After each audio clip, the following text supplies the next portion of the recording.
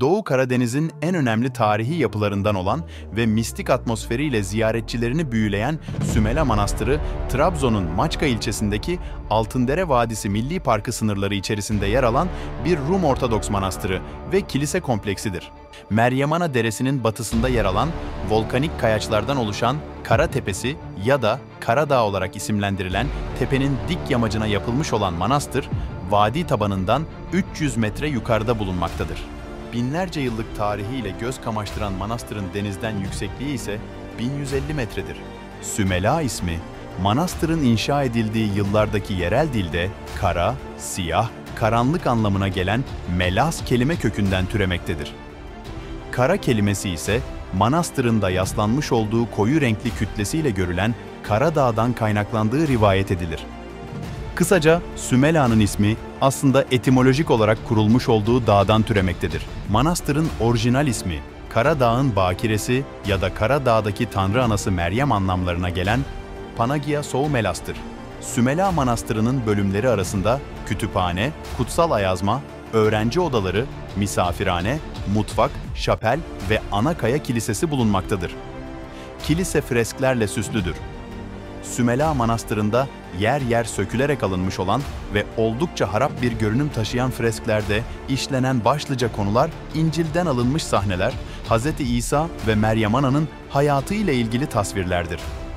Özellikle İsa'nın doğumu, hayatı, ölümü ve dirilişi konularını anlatan freskler dikkat çekicidir.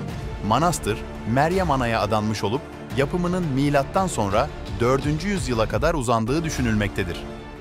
Rivayete göre manastır, 370'li yıllarda Barnabas ve Sofronios adlarında Atinalı iki keşiş tarafından kurulmuştur. Karadeniz Rumları arasında anlatılan bir efsaneye göre Atinalı bu iki keşiş aynı rüyayı görmüşler. Rüyalarında İsa'nın öğrencilerinden Aziz Luka'nın yaptığı Meryem'in bebek İsa'yı kollarında tuttuğu ikonun bulunduğu yer olarak Sümela'nın yerini görmüşler. Bunun üzerine birbirlerinden habersiz olarak deniz yoluyla Trabzon'a gelmiş, orada karşılaşıp gördükleri rüyaları birbirlerine anlatmış ve ilk kilisenin temelini atmışlardır. Manastır tek bir seferde yapılmış bir yapı olmayıp zaman içerisinde eklemeler yapılmıştır. İlk yapılmaya başlandığı 370'li yıllardan 1360 yılına kadar manastırın ufak bölümleri yapılmıştır. 1360 yılında ise 3. Alexios döneminde ana silüette görünen binanın bir kısmı yapılmış ve yapı şimdiki görünümünü almaya başlamıştır. O dönemde manastır 17 metre yüksekliğinde, 40 metre uzunluğunda, 14 metre genişliğinde, 72 odadan oluşan bir tesis haline gelmiştir. Bu nedenle manastırın resmi kuruluş tarihi 1360 olarak kabul edilmektedir. Manastırın Osmanlı himayesine geçmesiyle birlikte manastırın hakları korunmuş ve imtiyazlar verilmiştir. 18. ve 19. yüzyılda manastırın birçok bölümü yenilenmiş, bazı yeni binaların ve fresklerin eklenmesiyle manastır ihtişamlı bir görünüm kazanmıştır. Manastır, 1916 ve 1918 yılları arasındaki Kırım Savaşı sırasında Rus kuvvetleri tarafından işgal edilmiştir. Daha sonra 1923 tarihinde Türkiye ile Yunanistan nüfus mübadelesi sırasında manastır terk edilmiş ve 1970 yılına kadar korumasız kalmıştır.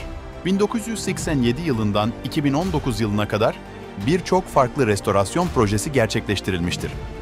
Son olarak 2015 tarihinden itibaren Sümela Manastırı, çevresindeki kaya ıslahı projelerine yönelik güçlendirme ve restorasyon çalışmaları kapsamında ziyarete kapatılmış ve çalışmaların tamamlanmasıyla 28 Temmuz 2020 tarihinde ziyarete açılmıştır.